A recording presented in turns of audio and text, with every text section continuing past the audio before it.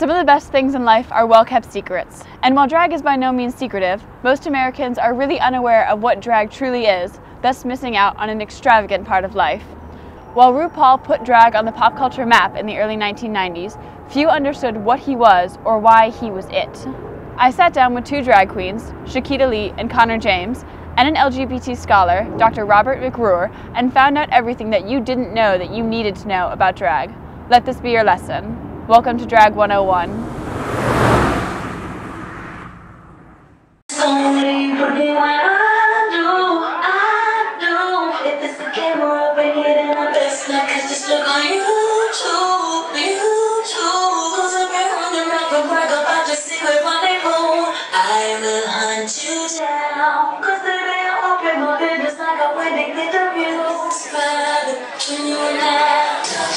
First and foremost, drag is the performance art of female impersonation. Drag queens are male entertainers who create the illusion of being female for the purposes of performance. I feel that the most significant part of being in drag is being able to put a smile on people's faces while you're entertaining. Make sure they enjoy what you're doing. And when you feel that you have put on a great show and someone leaves happy, or you have touched someone that, through your talent. In like the full costume, with you strap on the shoes, you're about 6 inches higher up than you're used to being, but you really do like play the character, and I act, and like you really do kind of embody something else. Some other parts of you become like stronger, other parts go away. It's like you really are playing a character, and it's kind of just a full theatrical experience. Drag queens create alternate personas under a different name, a character that they portray on the stage. There's a long tradition of female impersonation of celebrities, famous divas of popular culture, as well as the creation of unique characters. It was for Drag Queen Bingo. I was Christina's assistant, so I played Vanna White. I competed in a pageant in Atlanta, Georgia, like 12 years ago, and this queen there said, "Your face structure, you look like Tina Turner.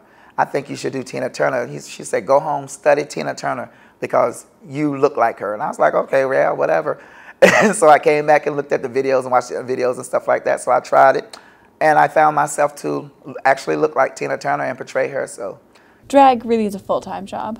Spending 5 days a week tucked is not easy.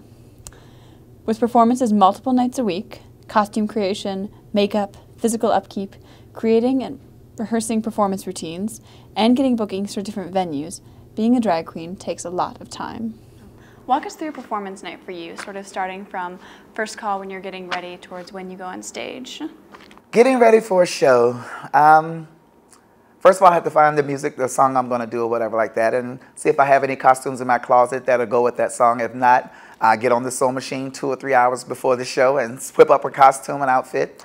And then I pack my car and I get to the club, and I get there like an hour and a half early to make sure I have everything together and laid out, and I start doing my makeup. It takes anywhere from like 15 to 20 to 30 minutes to get in full drag. When I first started out, it took anywhere from an hour to 2 hours.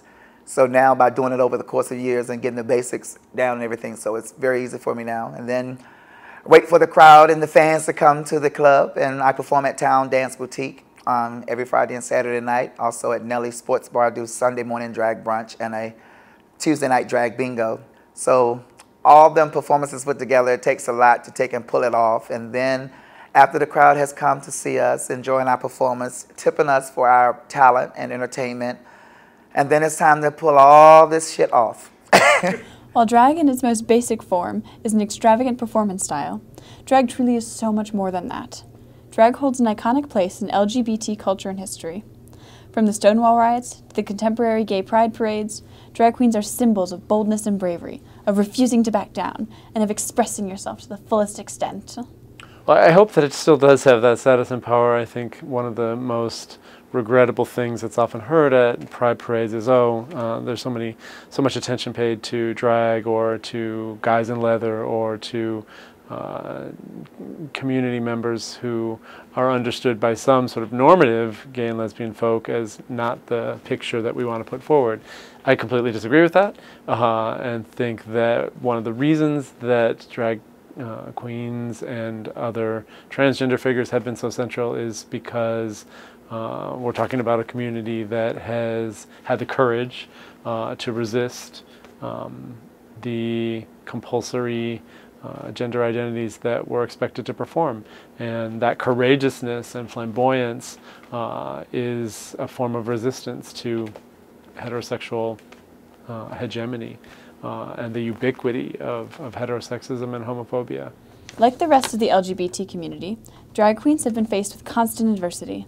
As a measure to cope with rejection from heterosexual society, and often from their own families, drag queens form what are known as drag families, collections of drag queens, transgenders, and even just ostracized gay children who come together as a surrogate family under a drag mother.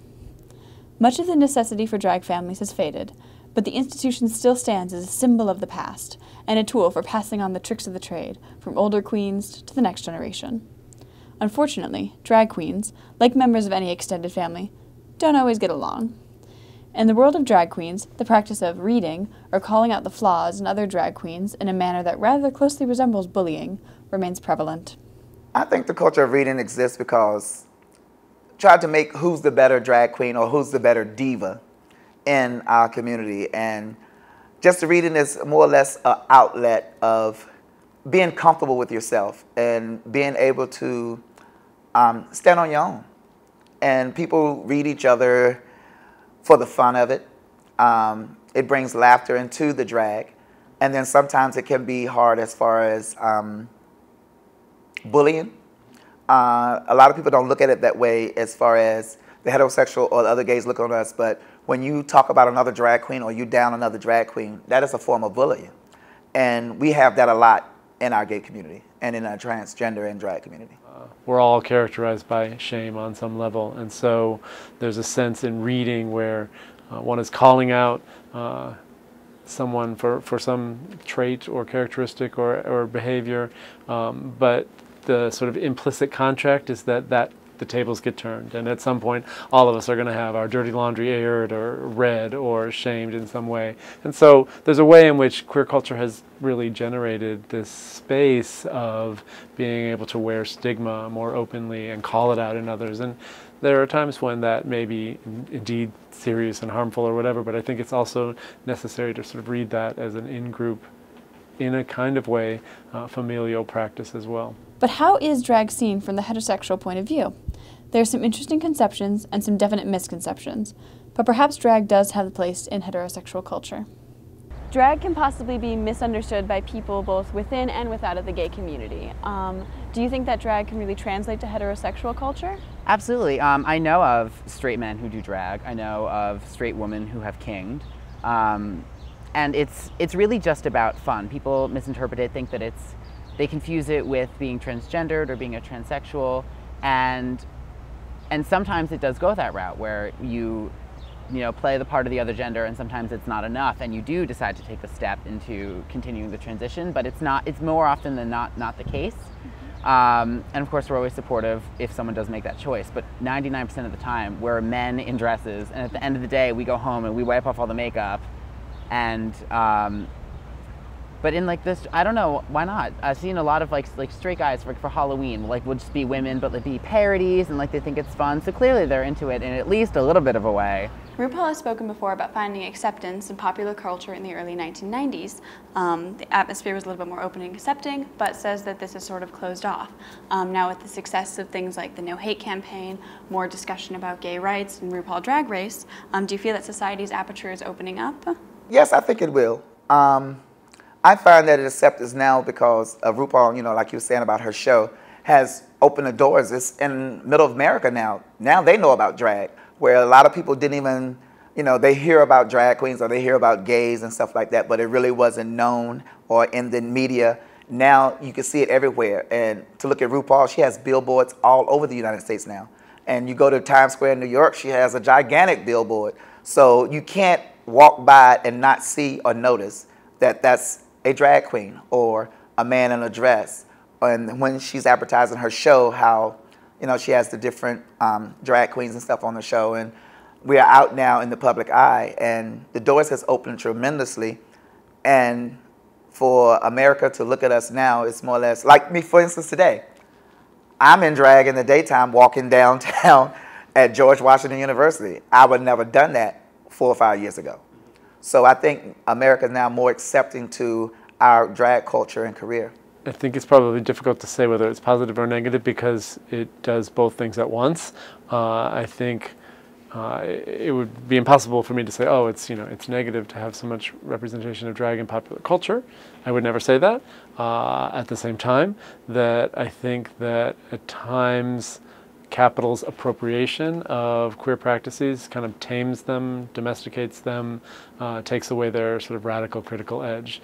And so I would love to see more representations of sort of gender queer practices or drag practices or transgender practices that don't make the movie theaters or HBO channels or whatever. I'd like to see more of those out there that are not so contained, domesticated for consumption. Undoubtedly, drag will have continued significance in the LGBT community as symbols of pride and unity, despite all else, and may even translate into the heterosexual community as well, as performers and bridges of understanding. But understanding is a two-way street that requires knowledge, so make sure you do your studying. Class dismissed.